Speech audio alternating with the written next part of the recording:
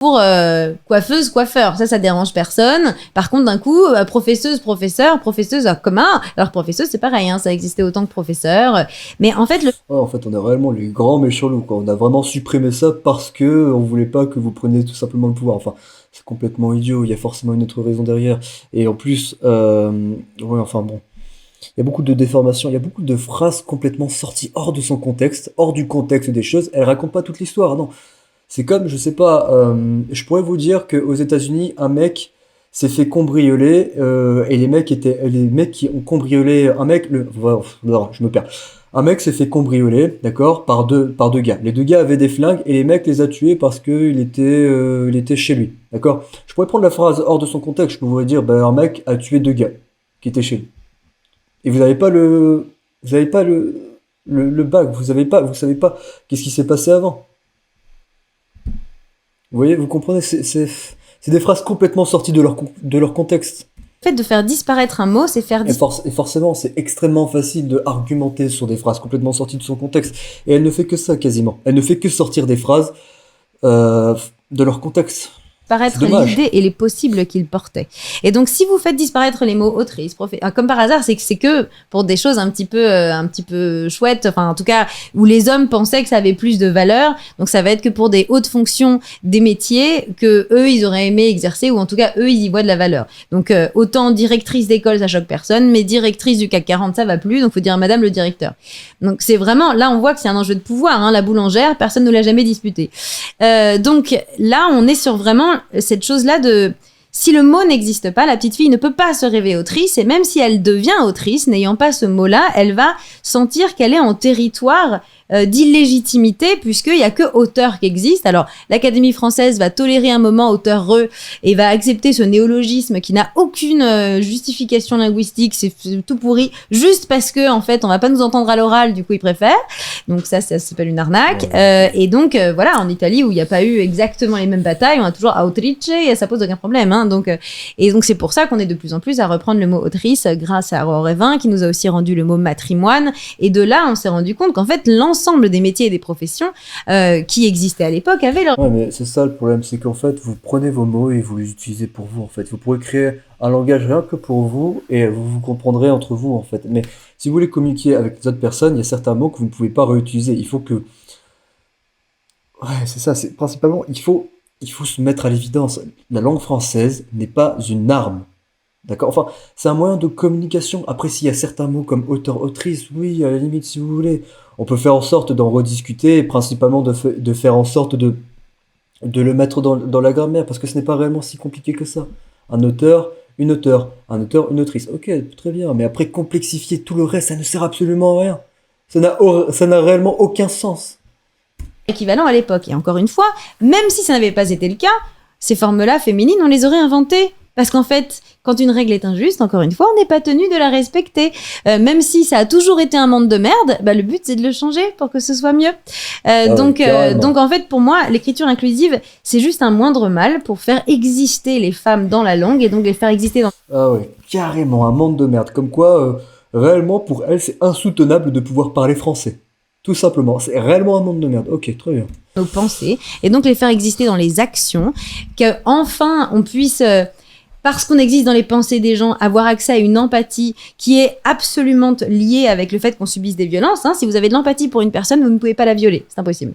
Donc, par conséquent, le fait que les femmes existent, surexistent, en fine, alors qu'elles l'auraient... C'est pour ça que moi, j'ai été jusqu'à la féminine universelle. J'ai envie de les faire exister à la maximum.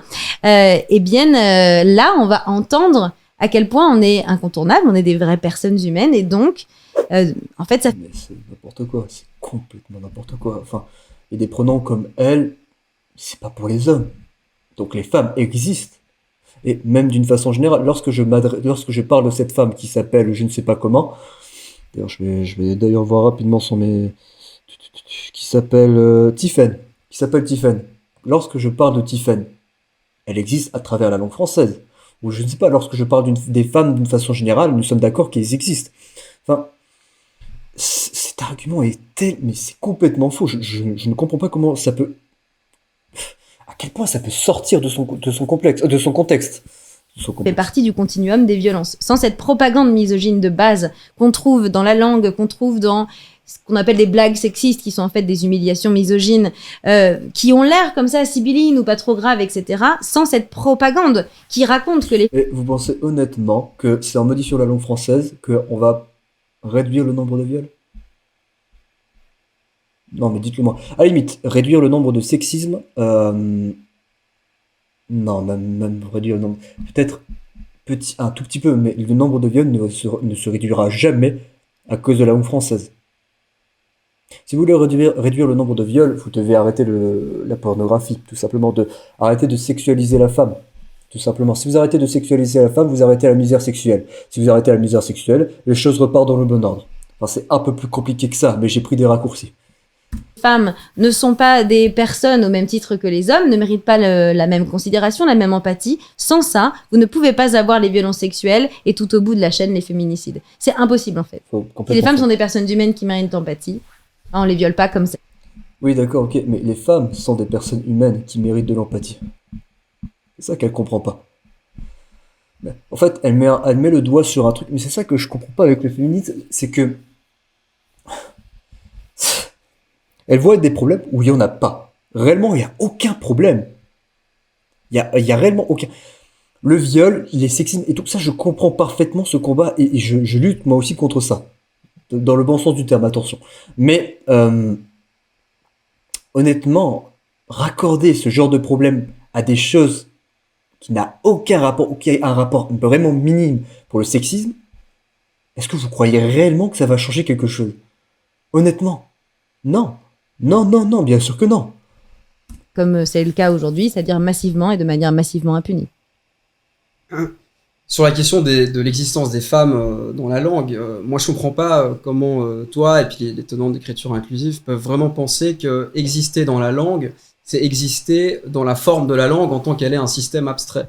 C'est-à-dire que les femmes, elles existent dans la langue quand elles prennent la parole, et elles existent dans la langue quand on parle d'elles, exactement. Et voilà, exactement, c'est ce que je disais. Mais j'avais pas trouvé l'argument de lorsqu'elle prend la parole, elles existent. Ça, c'est un argument que je n'avais pas pensé sur le coup. C'est un bon argument. Moi, comme les hommes, c'est-à-dire qu'il y a une confusion entre la grammaire, entre le masculin et le féminin comme catégorie grammaticale, Exactement. et le sexe biologique ou les personnes physiques du monde extérieur. C'est deux choses qui n'ont rien à voir. En fait, tout simplement. Ta thèse et puis celle des tenants d'écriture inclusive, c'est que la langue détermine la pensée. La langue structure la pensée. Voilà, la langue structure la pensée. Ça, c'est une vieille thèse déterministe. Tu n'es pas d'accord avec ça? Non, pas il y a énormément tel d'études qui prouvent ça pourtant. Pas tel qu'elle l'expose. Je pense que le discours influence la pensée, que l'usage qu'on fait de la langue influence la pensée et nourrit la pensée et exprime la pensée. Mais la langue, encore une fois... c'est extrêmement vrai, c'est une vérité. La façon dont vous allez vous exprimer, la façon dont vous allez employer les mots va forcément structurer votre pensée, votre discours. Donc ce qu'il dit est entièrement vrai. La langue, quand on parle de la langue, on parle d'un système abstrait qui d'une certaine manière n'existe pas parce qu'il n'est qu'une virtualité, une potentialité. Ce qu'on fait depuis tout à l'heure, c'est utiliser un système qui est là, qui existe de manière abstraite, mais qui... Merci. Enfin, voilà, c'est quelque chose, c'est un système qu'on va utiliser pour communiquer. Ce n'est pas une arme de domination. C'est un système qu'on va utiliser pour communiquer. Et lorsque nous employons plus le masculin que le féminin, c'est simplement parce que le masculin, la majorité du temps, est utilisé comme neutre. Lorsque nous parlons d'un groupe mix et que nous employons le masculin, c'est un exemple. Nous l'employons en tant que neutre. Le générique, c'est neutre. Tout simplement. En tant que tel, ne dit rien. Alors, la langue comme système ne dit absolument rien. Ah, si. Et je pense pas. C'est parce que vous n'étiez pas une petite fille qui pensiez que vous pouviez pas être autrice ou gouverneuse ou enfin voilà. Mais en fait, ça c'est extraordinairement concrète en fait. Ouais. En fait, c'est une théorie qui. Qu'est-ce qu'il nous raconte? Donc, comme d'accord, je crois comprendre. Enfin, je suis pas sûr. Comme auteur, c'est un mot réservé pour les hommes. Vous ne pouvez pas, la petite fille ne peut pas imaginer qu'elle pourra un jour devenir auteur, avec un E. Est-ce que, honnêtement, et je le dis concrètement, est-ce que vous pensez réellement qu'une fille petite va réellement penser à ça? Elle va voir auteur, et elle va dire auteur, et elle va se dire, ah tiens, c'est un mot masculin, je ne peux pas le devenir. Est-ce que vous pensez réellement que ça va être le cas? La réponse, c'est non. Non, complètement non. Faux, faux, faux, faux, faux. Peut-être que ça a été le cas pour elle, mais à ce moment-là, elle prend son cas pour un cas général, ce qui est complètement faux. Remonte en tout cas, enfin que généralement on fait remonter à la théorie Sapir-Whorf, cette théorie du déterminisme linguistique, hein, qui est censée montrer que si vous avez plus de mots pour décrire la neige, vous avez une autre expérience de la neige, des choses comme c'est ça. intéressant. Sauf qu'il suffit de regarder en fait la différence ou l'absence de différence justement de structure sociale entre des langues qui sont structurellement en tant que système très différentes, par exemple le français et l'anglais. L'anglais, c'est une langue qui est très très peu genrée. Elle est pratiquement pas genrée, à part pour les... L'anglais est une langue qui est quasiment pas genrée. Elle est vraiment... Non, elle est vraiment très très peu genrée, en tout cas, d'une façon générale. Pour les accords à la troisième personne. C'est plus compliqué que ça. C'est un peu... Ouais, Oui, c'est un peu plus compliqué que ça, mais c'est quand même que c'est une langue qui est très peu genrée, en tout cas. Oui. Pourtant, les pays anglo-saxons, pour la plupart, ne présentent pas une constitution sociale et politique complètement différente de la nôtre. Si je dis it rains ou si je dis il pleut, j'exprime la même pensée. Même si elle se fait par une autre langue, c'est pas parce que je dis Oui, il bah pleut. du coup, elle pleut, ça vous dérangera pas? Bah c'est bonne si, alors, parce que on peut vous avez- s'entendre, Mais non, elle parce pleut, que- voilà, terminé. Bah, non, ça change pas rien. terminé. Donc c'est Mais non, mais parfait. vous pouvez pas- non, On mais peut tu- faire ce qu'on veut avec nos Mais cheveux non, du mais vous coup. pouvez pas inventer c'est pas à vous de Ah si si, décider. ah si si, bah si. Non, C'est mais nous qui justement, là, il y décidons a vraiment comment on là, parle. il y a vraiment une Ah méprise. si si. Il y a Bah, vraiment une méprise totale. En fait, vous voulez nous faire taire. vous confondez votre pratique d'artiste. Ah d'accord, ok, donc c'est le même regard qu'elle a jeté tout à l'heure. Ok, très bien, maintenant je comprends. Vous savez, tout à l'heure, il a dit très clairement, est-ce que vous pouvez me laisser finir? Elle a jeté le même regard, donc c'était la même pensée en fait, hein, tout simplement. C'était, vous voulez nous faire taire. Voilà. En fait, ça traduit très bien sa pensée, c'est ce qui est forcément dommage. Et c'est ce que je dis. Malheureusement, c'est qu'elle s'approprie la langue française pour elle, et elle l'utilise comme une arme, alors que ce n'est pas une arme, c'est simplement un moyen de communication. Nous utilisons la langue pour communiquer. Et d'auteurs. Et d'autrice. Et d'autrices, Ah non, mais si c'est ça moi vous qui fait décide là plaisir. quand même. Non, c'est pas que ça me fait plaisir, c'est normal, c'est mon métier. Oui, Je- d'accord. J'ai pas de très bien. testicules, je suis une autrice, voilà. D'accord, c'est très bien. Dans mon auteur, il y avait un E, mais que vous n'avez pas. Ah non, non, entendu. non, mais justement, on l'entend pas, et encore une fois, Ah d'accord, il faut. C'est ça qui est génial, c'est parce que en fait, elle est sûre que le mot qu'elle a créé, bon oui, c'est un mot qui a existé effectivement, mais le mot qu'elle s'est approprié, ben c'est pour tout le monde, alors que c'est complètement faux. Ce ne sont pas des règles de français général, c'est complètement faux. D'accord? Il est forcément qu'il a raison. C'est auteur avec un E, et autrice, ça n'existe pas dans la langue française. Ça a existé, mais ça a été aboli. Mais on peut le remettre. Mais on ne peut pas l'approprier et faire en sorte que... Ah, on va dire autrice maintenant. Non, ce n'est pas possible. Une langue, ça met du temps à se construire. Si vous voulez revoir les règles grammaticales, vous le pouvez. Vous le pouvez. Mais faites-le dans le bon sens. Ça sert à rien de se précipiter, au final, créer des nouveaux mots pour dire oui, on va faire ceci, on va faire cela. C'est complètement idiot et c'est complètement absurde. ça Il faut n'a qu'on entende. aucune légitimité. D'accord. Le mot autrice D'accord. est le mot normal et légitime en termes de linguistique. D'accord, d'accord, très bien. Alors, donc vous êtes une autrice, vous écrivez, et dans le cadre de votre pratique Ah, il est trop fort, mais c'est un god, c'est pas possible. Il est rentré dans son jeu carrément, ok. d'artiste Chaud. et d'autrice, ce que vous faites avec votre féminine universelle, c'est très bien, il y a beaucoup d'inventivité. Je veux dire que je suis assez admiratif de votre capacité à maintenir comme ça cette seconde langue, mais par contre, Euh, de votre capacité à maintenir comme ça cette seconde langue, mais par Je suis contre, d'accord, c'est impressionnant. vous n'avez pas Ah ouais, d'accord, d'accord, je sais pas comment on appelle ça. Pas le débatteur, la personne qui, je sais plus comment on appelle ça, j'ai oublié le mot. La débattrice. Non, du coup, lui, il est en premier degré, parce qu'il est, il est en second degré, il dit, vraiment, vous êtes têtu. Ce qu'il est en train de dire, c'est tout simplement, vraiment, j'admire votre, à quel point vous êtes têtu. Et l'autre qui arrive, ah oui, elle est forte, hein. Elle a des convictions. L'autre, il est en premier degré, c'est à incroyable. décider de comment la langue fonctionne dans son ensemble, parce que la langue ne vous appartient pas, elle ne m'appartient pas non plus, elle appartient à Exactement. personne. La langue, c'est un Bah, c'est la héritage. raison C'est pour justement la- laquelle c'est on a le justement droit la de question. parler à la C'est féminine un héritage. universelle. C'est bonne. C'est pas bonne du tout, la langue ne vous appartient pas. Oui, mais c'est ça, en fait, c'est ça que vous ne comprenez pas, c'est que la langue ne vous appartient pas. D'accord? Elle ne nous appartient pas non plus. C'est simplement un objet, enfin, pas un objet, c'est simplement un outil qu'on va utiliser pour communiquer. Tout simplement, vous ne pouvez pas la prendre et la changer à volonté, ce n'est pas possible. Ça n'est pas possible. Bah, comme elle vous appartient pas, vous pouvez pas me dire que c'est pas bonne, faut être un peu logique. Non, mais c'est ce que je disais tout à l'heure. Dans le cadre de votre pratique d'artiste, vous faites ce que vous voulez. Ah, bah, dans le cadre mais de vous ma pouvez vie pas aller dire également, aux gens, ça. maintenant, on va parler comme ci, on va parler comme ça. Bah, C'est pas vous, comme ça que pourtant, ça c'est ce que vous faites, là. Non, Bah, si. je parle le français que. Si, parce que vous me nous, dites on est c'est pas censé- bonne si je parle comme ça, mais moi, dans ma vie, je parle comme ça. Et Ah oui, d'accord, non, mais je dans fais votre ce que vie, je veux. effectivement, vous parlez comme vous Et voulez. donc, il y a de plus en Mais par plus de contre, femmes qui me s'en dites- emparent et qui parlent à la fois en inclusive ou à la féminine universelle et tout Oui, se de toute passe façon, c'est bien. l'usage. Oui, d'accord. En plus, elle le dit très clairement, quoi. C'est inclusif ou le langage universel des femmes. D'accord, ok, super. Bravo. Il me reste combien de temps encore, là? Une bonne vingtaine de minutes. Mais honnêtement, je comprends pas. Honnêtement, je n'arrive pas à comprendre. Ce genre de personnes voient le mal partout. Ils voient le mal partout. Vraiment, un homme va leur tenir leur porte et elle va se dire, bah tiens, cet homme il se dit certainement que je ne suis pas assez musclé pour pouvoir ouvrir une porte. Non, c'est de la galanterie, mais elle voit le mal partout. Honnêtement. Tranchera et je pense que vous Exactement. avez aucune chance à la fois la féminine universelle et Ah. l'écriture inclusive. On sait C'est pas des ce pratiques, qui peut se c'est passer. justement la- marginales c'est- qui vont c'est- jamais s'imposer. Bah, c'est la question Exactement. d'après justement, et je vais Pardon. directement te poser la question à toi, Ralph. T'as dit tout à l'heure, et j'ai trouvé que c'était très intéressant. J'ai plus le nom de la personne en question, mais qui disait que toutes les règles que la personne essayait de construire, Là, oui. ça n'allait de toute façon plus avoir lieu dans 20 ou 40 Ouais. ans. Bah, c'est pour ça, il faut plus parler de lui. Hein. Ça fait bien longtemps. Terminé, poubelle. C'est juste pour ramener la question. Je prends juste cet exemple, mais c'est deux exemples qui reviennent le plus souvent. C'est l'exemple de l'influence des langues, notamment anglo-saxonnes, donc le burger, le hot dog ou ce genre de choses. Encore plus avec la Startup Nation, où en fait là c'est carrément tout un langage et un monde entier qui est totalement anglo-saxon, plutôt que français en tout cas. Et les mots qui viennent plutôt de l'arabe et du Maghreb, avec notamment le mot sum, qui est aujourd'hui un mot totalement français et francisé, et qui exprimait quelque chose qu'aucun mot français n'exprimait vraiment. Le hasard aussi.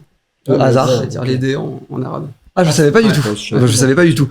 Ma question très simple, est-ce que du coup, tout ce débat-là, je vais pas dire n'a aucun sens, mais est de toute façon en fait tranché par on va dire le chaos et le marché que sont les gens individuellement et qui régissent l'utilisation de la langue, en fait, l'usage. Mais de nouveau, là, tu parles du discours et du lexique, en fait. L'écriture inclusive, elle porte vraiment, à part pour la féminisation des noms de métiers avec laquelle j'ai absolument aucun problème. Ah bah, bah tiens, on se ramène sur le même point, parce que j'ai absolument aucun problème sur ça aussi.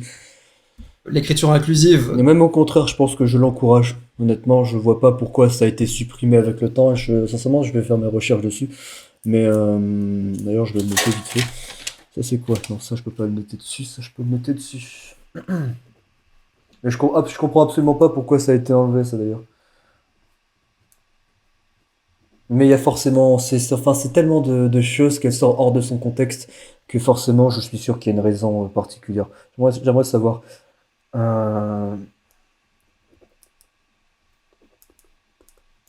Parfait. Ses propositions les plus fortes, elle concerne vraiment la langue dans sa systématicité. C'est-à-dire qu'elle veut s'en prendre justement au masculin générique. Elle dénie à la forme Exactement. masculine la capacité de fonctionner comme neutre et donc de fonctionner comme catégorie englobante et générique. Oui, en D'où effet. la pratique. Bah, même, je dirais même, comme catégorie supérieure. Enfin, elle le voit comme quelque chose qui est supérieur, mais il a tout à fait raison dans ce qu'il dit. C'est exactement ça. Elle perçoit pas ça comme quelque chose de neutre. Non, elle le perçoit comme une arme utilisée pour être supérieure. En fait, mais ce qui est complètement faux. Systématique des doublets. Mais la question de l'influence d'autres langues, comme par exemple de l'anglais. Je vais juste prendre cet exemple-là pour l'usage, en fait, notamment. Ouais. Pour l'exemple de l'usage. Est-ce que du coup, en fait, ces questions d'écriture inclusive vont être tranchées par l'usage, ou est-ce qu'il y a, Ah, mais c'est je sais sûr. pas, je prends l'exemple des universités, il y avait eu des questions autour de sciences. Ah, mais c'est sûr, ça va forcément, ça va être tranché aussi par l'usage. C'est plus les gens vont l'utiliser, forcément, plus ça sera courant et plus on va le mettre en fait principalement dans la langue française. Et ça a tout le temps été comme ça, même au début de la création, pas la création, au niveau de la structure de la langue française, au niveau de la grammaire, de l'orthographe, ainsi de suite. C'était principalement par l'usage. C'est la majorité qui l'a toujours emporté. Est-ce que ça favoriserait ou pas l'écriture inclusive? Ouais. Très récemment, il y a l'université de Clermont qui a validé le fait qu'ils utiliseraient l'écriture inclusive en tant que communication officielle. Qu'est-ce qu'on doit faire dans ces moments-là? Est-ce qu'il faut qu'il y ait une autorité qui tranche? Je pose la question. C'est ça. Franchement, c'est difficile. D'ailleurs, ça m'étonne même que l'université de Clermont ait la capacité de se dire, ok, on va s'approprier ce langage et on va se battre avec. Enfin, Normalement, c'est une autorité supérieure qui doit être principalement faite par l'académie, qui doit l'accepter, qui doit le faire passer par des lois, enfin, tout un système. Difficile de répondre, je pense que les autorités, enfin, je pense qu'effectivement, c'est encore une fois l'usage qui va décider si oui ou non les locuteurs ont envie de pratiquer l'écriture inclusive. Et les locutrices, évidemment.